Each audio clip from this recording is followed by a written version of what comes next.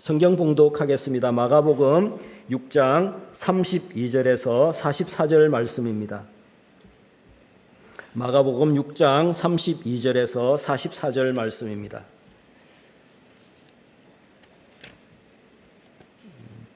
제가 가진 성경은 63쪽에 있습니다.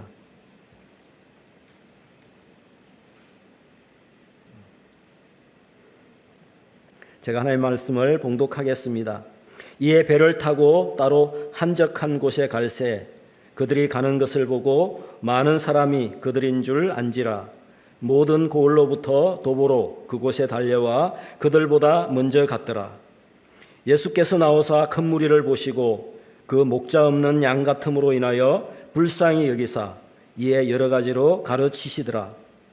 때가 저물어 가매 제자들이 예수께 나와 여짜오되 이곳은 빈들이요 날도 저물어 가니 무리를 보내어 두루 촌과 마을로 가서 무엇을 사 먹게 하옵소서. 대답하여 이르시되 너희가 먹을 것을 주라 하시니 여짜오되 우리가 가서 200데나리온의 뜻을 사다 먹이리이까. 이르시되 너희에게 떡 몇 개나 있는지 가서 보라 하시니 알아보고 이르되 떡 5개와 물고기 2마리가 있더이다 하거늘 제자들에게 명하사 그 모든 사람으로 때를 지어 푸른 잔디 위에 앉게 하시니 때로 수백 명씩 100명씩 또는 50명씩 앉은지라. 예수께서 떡 5개와 물고기 2마리를 가지사 하늘을 우러러 축사하시고 떡을 떼어 제자들에게 주어 사람들에게 나누어 주게 하시고 또 물고기 2마리도 모든 사람에게 나누심에 다 배불리 먹고 남은 떡 조각과 물고기를 12바구니에 차게 거두었으며 떡을 먹은 남자는 5,000명이었더라. 아멘. 할렐루야. 잠시 기도하겠습니다. 자비로우신 하나님, 말씀하여 주시옵소서. 주님의 말씀 가운데 우리의 심령을 찌르는 능력의 말씀 되게 하여 주시고 우리의 삶의 자리에 피곤한 많은 일들로 인하여 곤간 심령을 위로하여 주시고 치유해 주시는 말씀 되게 하여 주시고 믿음이 연약한 우리에게 더욱더 믿음으로 굳게 서서 주님만 바라볼 수 있는 귀한 말씀 되게 하여 주시옵소서. 주님 말씀하여 주시옵소서. 마음을 열고 우리의 모든 것을 열고 주님만 바라보는 시간 되게 하여 주시고 저희의 허물은 십자가에 가려주시고 오직 말씀으로 현존하시는 하나님이 홀로 영광받아 주시옵소서. 거룩하신 예수님의 이름으로 간절히 기도합나이다. 아멘. 할렐루야. 소개받은 기아대책의 박희진 목사입니다. 저는 충청도가 청주가 고향입니다. 우리 동네에서는 식구하면 다 통합니다. 이 식구라는 것은 밥식자의 입구자입니다. 밥을 같이 먹는 사람이 식구라는 거죠. 그래서 아이고 저 사람 우리 식구와 같은 사람이에요. 그러면 다 통합니다. 우리 옆에 있는 분들 한번 손에 꼭 잡으시고 우리는 식구입니다. 한번 이렇게 고백하겠습니다. 우리는 식구입니다. 왜 식구냐면 우리 교회에서 식사 같이 하셨잖아요. 늘 주일마다 식사를 같이 하고 또 구역마다 식사를 같이 하고 또 강단에서 선포되는 말씀, 영의 양식도 같이 나누잖아요. 저는 어느덧 우리 하성교회에 우리 성도가 된 것 같고 우리 이은수 목사님의 또 이렇게 협력하는 부교역자 같은 선교 담당 부교역자 협동 목사 같은 그런 느낌이 들어요. 왜냐하면 미얀마 단기 선교 가기 전부터 함께 이렇게 또 준비도 하고요. 제가 이 기아대책 사역 11년 가운데 이 파송 예배 때 이렇게 율동도 하고 같이 이렇게 특별 찬양한 건 처음이었던 것 같습니다. 그래가지고 우리 하성교회가 더욱더 우리 하나님의 은혜 가운데서 우리 한 가족 같은 느낌이 됩니다. 우리 다시 한번 옆에 있는 분들 사랑의 마음을 담아서 축복했으면 좋겠습니다. 사랑하며 축복합니다.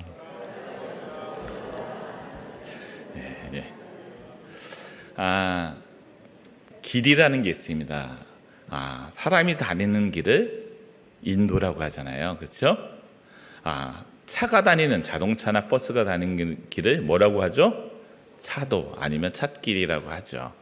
그러면 배나 이 비행기가 다니는 길은 뭐라고 하죠? 항로라고 합니다. 그런데 눈에도 길이 있대요. 그게 눈길이에요. 눈길은 곧 이 눈이라는 것은 마음의 창이라고도 하고요. 눈길은 그러면 무슨 길일까요? 마음길입니다. 아우, 나는 그 멋진 사람을 보면서 눈을 뗄 수가 없었어. 이렇게 이야기하잖아요. 예. 가끔 가다가 이 시내 같은 데 가면 이 여자분들이 옆에 있는 남편을 꼬집을 때가 있어요. 이 남자들은 자동적으로 이쁜 여자가 이렇게 지나가면 걔 본대요. 봤지? 그러면 아유, 안 봤어. 그렇게 이야기하잖아요. 다들 경험 있으실 거예요. 저도 그러니까요. 그런데 이 눈이 가는 곳은 마음이 가는 거예요. 아이들 한번 보십시오. 이 마트나 백화점 가면 자기가 좋아하는 그 물건에 눈을 떼지 않고 계속 바라보고 있습니다. 엄마가 사줄 때까지. 어떤 아이들은 막 이 복도에서 불어넣어가지고 떼기장 쓰잖아요. 그만큼 마음이 있다는 거죠. 이 눈길은 마음길이에요. 오늘 본문에 보면 예수님도 그 눈길을 보시는 곳이 있었습니다. 큰 무리를 보시고 먼저 그곳을 보셨어요. 그리고 불쌍히 여기셨어요. 마음이 갔어요. 그리고 그 불쌍히 여기는 그 사람들에게 말씀을 선포하며 그 사람들을 살리고자 애쓰셨습니다. 그런데 예수님의 사복음서에 나오는 예수님의 사역을 보면 그 마음이 어디 있었냐면 우리의 인간의 실존에 한계를 가진 사람들에게 그 눈길을 보내시고 마음을 보내셨다는 거예요. 사람에게는 세 가지의 한계가 있어요. 누구나 가지고 있는 한계가 세 가지가 있는데 첫 번째는 의의 한계예요. 아무리 선한 일을 하고 아무리 좋은 일을 하고 아무리 내가 노력한다고 할지라도 내 안에 있는 죄성은 십자가의 보혈이 아니면 그것을 해결할 수 없는 의의 한계가 있었어요. 누구나 갓 태어난 아이부터 또 내일이면 돌아가실 분, 노인에 이르기까지 남녀노소 또 많이 가진 자나 적게 가진 자나 의의 한계는 누구나 가지고 태어난다는 거죠. 그래서 예수님께서는 우리에게 눈높이를 맞춰서 우리의 마음을 보시고 이 땅에 오셔서 십자가에서 그 의의 한계를 극복하기 위해서 우리의 죄값으로 인하여 십자가에 돌아가시고 우리에게 죄인에서 의인으로 의의 한계를 극복할 수 있는 그런 놀라운 사랑의 그 놀라운 행위를 십자가에서 해주셨다는 거죠. 분명 주님께서 이 십자가상의 치료는 어쩌면 우리를 향한 사랑의 고백의 원어였을 거예요. 희진아, 내가 너를 사랑한다. 사랑한 누구야? 내가 너를 위하여 이것을 한다는 것. 그리고 모든 것을 이루었다는 것은 우리에 대한 사랑의 외침이요, 우리를 향한 사랑의 고백입니다. 또 두 번째는 뭐냐면 수의 한계예요. 여기 계신 분들 중에 100년 후에 살아있을 분 한 분도 안 계셔요. 누구나 태어나면 죽음의 한계를 가지고 있어요. 그런데 이 죽음의 한계를 극복하기 위해서 십자가에서 죽으시고 3일 만에 부활하셔서 예수 그리스도를 구주로 고백하는 사람에게는 영원한 생명을 주시고 죽음의 한계를 극복할 수 있는 영원한 우리의 천국의 기쁨을 허락하시고 우리가 영생을 누릴 수 있게끔 해주신다는 거예요. 세 번째는 능력의 한계예요. 이 능력이라는 것은 다양합니다. 어떤 사람은 신체적으로 어려움이 있는 사람이 있어요. 예수님 당시에도 예수님은 중풍병자, 또 말을 못하는 사람, 듣지 못하는 자, 보지 못하는 자, 문둥병에 걸린 자, 이 신체적인 한계를 가진 사람들을 만나시면 불쌍히 여기시고 그들의 그 삶의 자리에서 그것들을 극복할 수 있게끔 치유하시는 놀라운 역사가 있었죠. 또한 어떤 사람들은 정신적인 그런 한계를 가진 사람들도 있었어요. 트라우마와 아니면 자기를 위축시키는 자존감을 낮게 하는 여러 가지가 있었죠.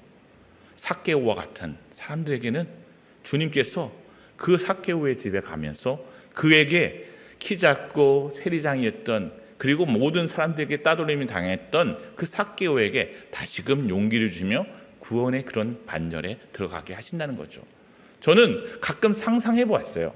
여러분도 그렇게 성경을 읽으실 줄 믿습니다. 저는 성경을 읽으면서 그 장면을 제 나름대로 막 영화예요. 아니면 애니메이션을 해요. 상상을 하는 거예요. 그런데 그 예수님께서 이 삭개오가 나무 위에 있잖아요. 바라보셨을 때 눈과 눈이 딱 마주쳤을 때 삭개오는 어떤 느낌이었을까? 예수님의 눈길은 어떤 눈길이었던가? 상상해 보면 그 말씀이 너무 풍성하게 다가오는 거예요. 제가 삭개오가 되는 거예요. 그러면 그 삭개오의 심정으로 예수님이 지나가신다고 하는데 예수님을 보고 싶으니까 나도 올라갔겠지. 얼마나 간절한 마음으로 예수님 바라봤을까. 예수님을 바라보는 그 눈동자가 저의 눈동자가 됐을 때 주님께서 나를 딱 쳐다봤을 때 삭개오였다면 어땠을까? 나를 바라보신다면 어떻게? 그런 만족함이 없었던 그런 사람들에게 정서적으로 정신적으로 문제가 있었던 사람들에게 주님께서는 다가오셨다는 거죠. 사마리아 수가성의 여인도 마찬가지고요. 어떤 사람들은 귀신에 들린 사람들을 또 주님께서는 치유하셨고요. 오늘 본문에 나오는 이 당시의 상황은요, 너무너무나 여러 가지 환경적으로 능력적으로 한계가 있는 상황이었어요. 정치적으로는 로마의 정복이 당했고요. 이중적인 지배 구조 가운데 이 에돔 사람 이 헤롯에게 통치를 받는 거예요. 헤롯은 이스라엘 사람 유대 사람이 아니었어요. 그러니까 우리가 비유하면 일본 사람이 우리를 통치하고 있는 거와 같은 겁니다. 그런데 그 위에는 또 다른 강대국이 있었던 거죠. 그러니 정치적으로 이 사람들은 얼마나 한계 속에 있었을까요? 또 경제적으로 보면 너무너무 힘든 거예요. 왜냐하면 이중수탈 구도이기 때문에 너무너무 힘들어서 이 당시에 살고 있는 민초들은 이 삶의 자리가 너무 피폐한 거죠. 그래서 오로지 이 사람들은 누구를 기대하냐면 제2의 다윗으로 온 다윗의 자손으로 오실 메시아를 기다리고 있었던 거죠. 종교적으로 한번 보세요. 제사장도 돈으로 살 수 있었습니다. 그리고 그들이 종교 지도자들이 이야기하는 것은 이들에게 감동을 주지 못했어요. 왜? 살아있는 영의 말씀인 하나님의 말씀이 들어오지 않는 거예요. 그런데 예수님의 말씀은 틀렸어요. 사두개인이나 바리새인이나 레인들이 이야기하는 그 말씀과 달랐어요. 예수님이 말씀할 때마다 이들 안에서는 그 말씀이 꿈틀꿈틀 용수름치고 그것이 움직여서 역사했다는 거죠. 선포되는 그 말씀 가운데 놀라운 힘이 있었어요. 그렇기 때문에 예수님이 이 호수를 통해서 이 건너편으로 갈 때 이 사람들은 달려가는 거죠. 예수님의 말씀, 그리고 예수님이 행하는 그 많은 한계를 극복하는 그 상황들, 표적과 기사를 보기 위해서 달려나갔던 겁니다.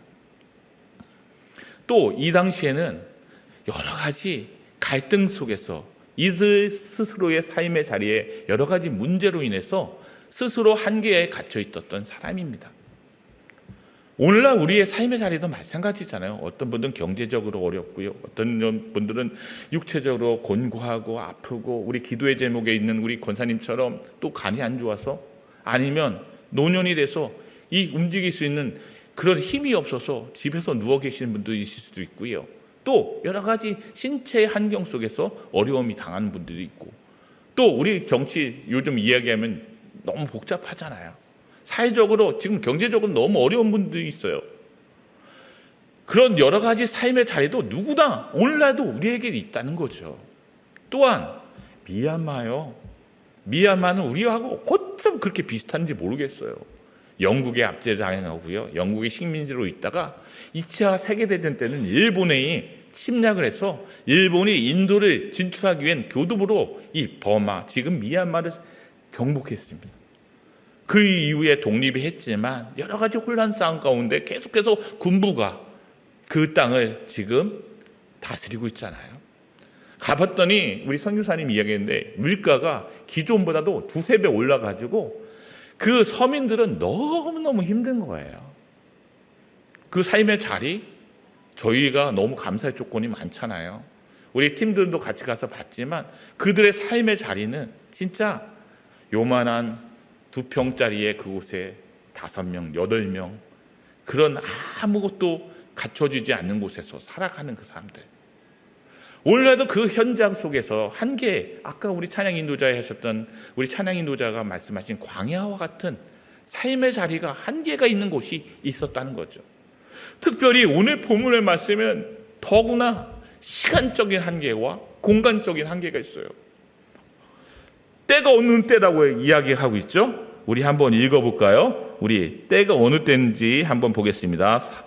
35절 말씀 한번 다 같이 읽겠습니다. 시작. 때가 저물어 가매 제자들이 예수께 나와 여쭤오되 이곳은 빈들이요 나에도 저물어 가니.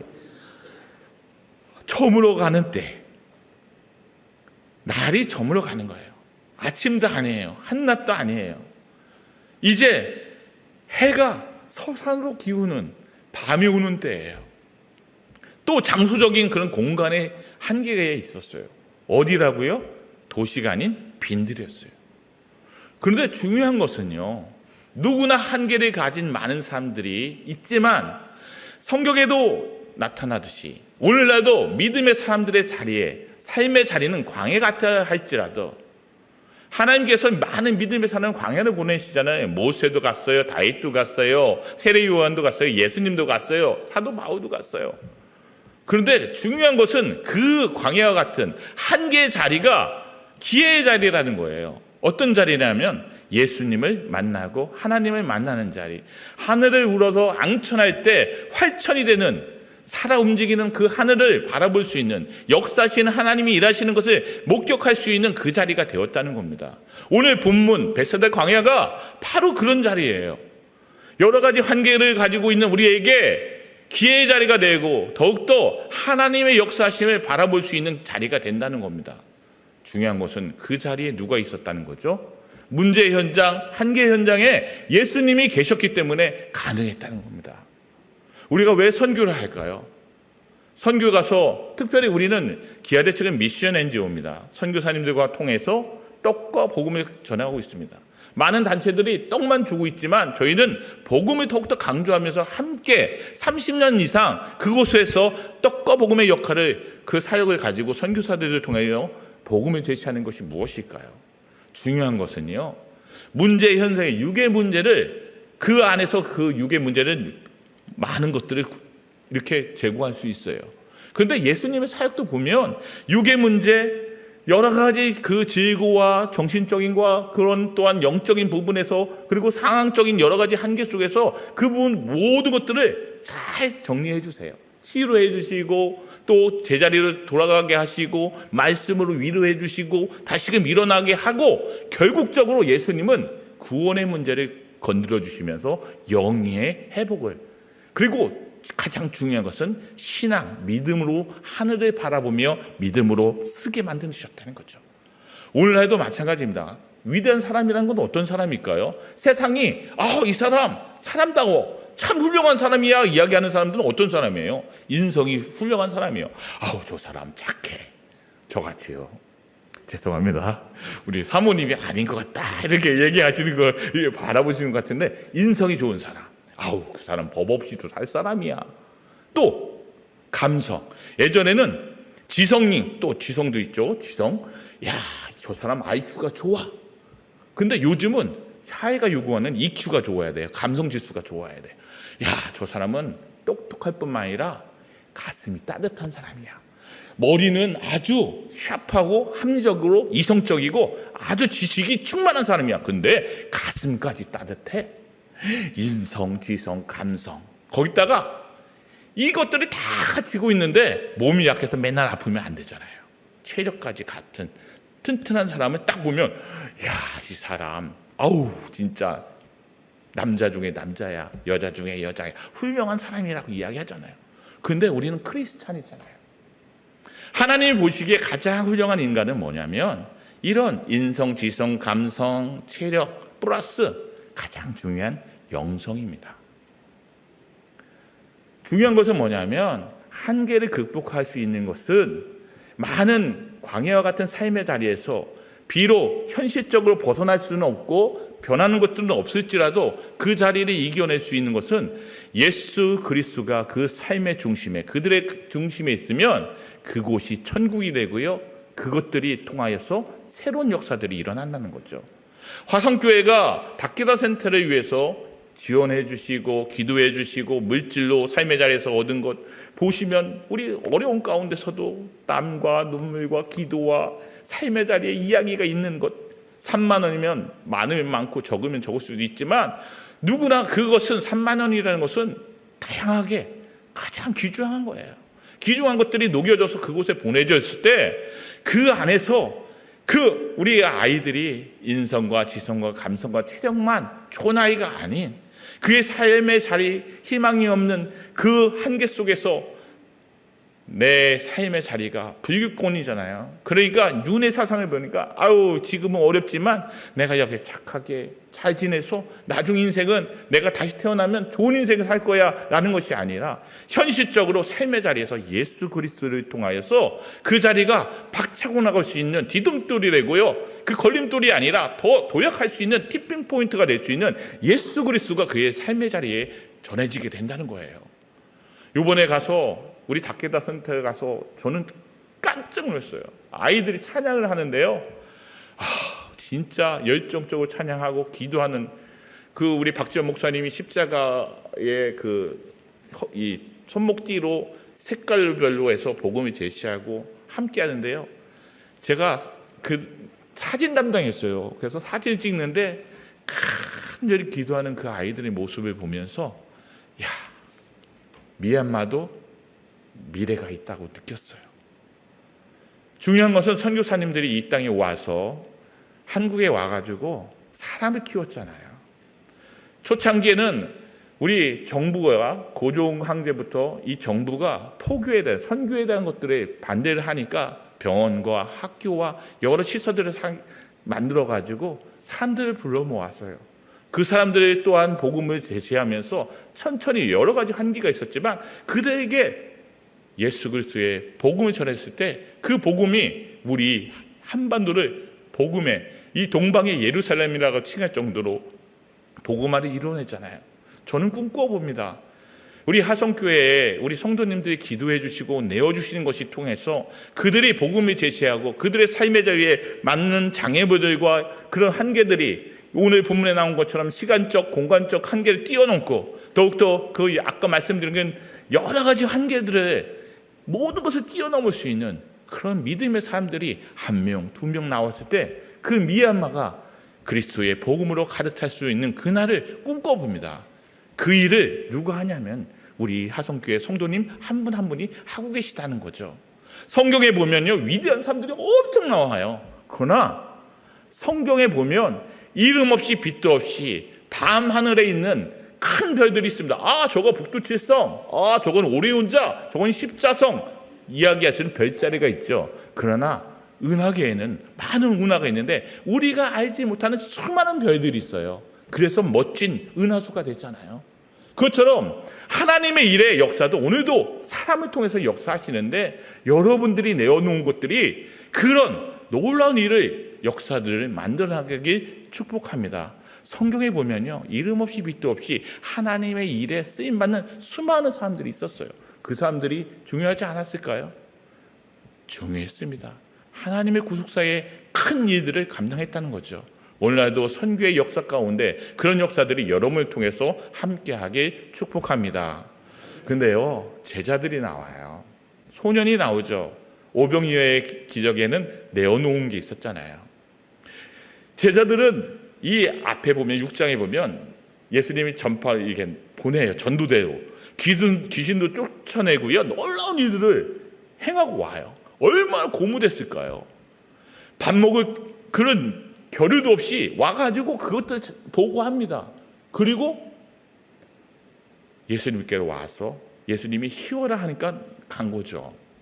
그런데 중요한 거는 그 제자들이 합리적으로 모든 것도 이야기하잖아요. 200데나리온이 필요합니다. 여기는 때가 저물어 가고요, 여기는 빈들이에요. 우리는 할 수 없습니다. 그런데요, 놀라운 거는요, 참 이 제자들 보면 대단해요. 예수님이 하라면 다 해요. 알아봐라 그러면 알아보고, 그렇죠? 어쩌면 소년에 내오는 것도 중요하지만 오늘날도 우리가 상상할 때는 이건 말도 안 돼. 이거 될까? 이게 인간적으로는 이게 뭔가 될 것 같지 않지만 주님의 명령이라면, 주님이 우리에게 부탁하신 것이라면, 우리 마태복음에 나오는 28장에 나오는 이 지상명령을 우리가 오늘날 이 제자들처럼 한계 속에 있지만 또 어려움 속에 있지만 주님이 명령하셨기 때문에 나는 한다, 순종한다, 그리고 주님이 하시는 그 자리에 내가 쓰임받겠다라는 마음으로 나가면 주님께서 역사하신다는 거예요. 그 또한 어려움 가운데 그 내어놓음이 있어야 하는 거죠. 많은 사람은 눈길을 줘요. 어려운 사람 보면 눈길을 줘요. 마음도 가요. 야 어떡하냐 저거 불쌍해서. 선한 사마리아인의 비유에 보면 그게 나오잖아요. 제사장도 봤어요. 레위인도 봤어요. 레위인은 조금 더 갔겠죠. 그런데 그걸 보고 느끼는 것으로 끝났다는 거예요. 그런데요, 보고 느끼고 그것을 행했던 사마리아인을 칭찬하시잖아요. 너희도 가서 이와 같이 행하라라고 말씀하시잖아요. 오늘날도 마찬가지입니다.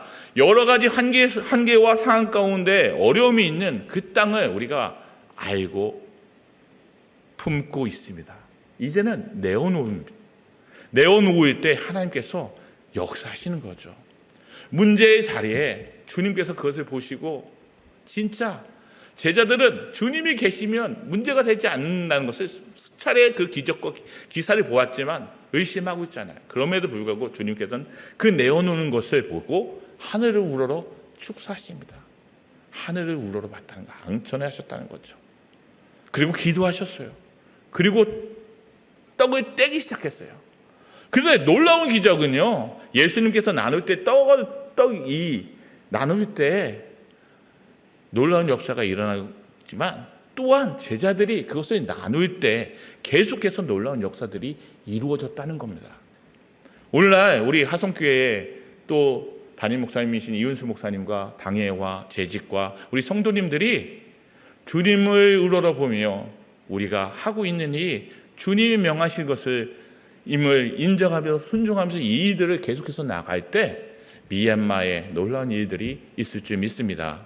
누구나 우리는 주님이 바라보는 곳을 바라보아야 합니다. 그리고 주님의 마음이 있는 곳, 그곳을 또한 마음에 두어야 합니다. 그리고 주님이 원하시는 것을 행할 때 그 교회가 살아 움직이는 교회, 생명력이 있는 교회, 하나님이 쓰시는 교회가 될 줄 믿습니다. 그런 교회가 어디라고요? 화성교회입니다. 예.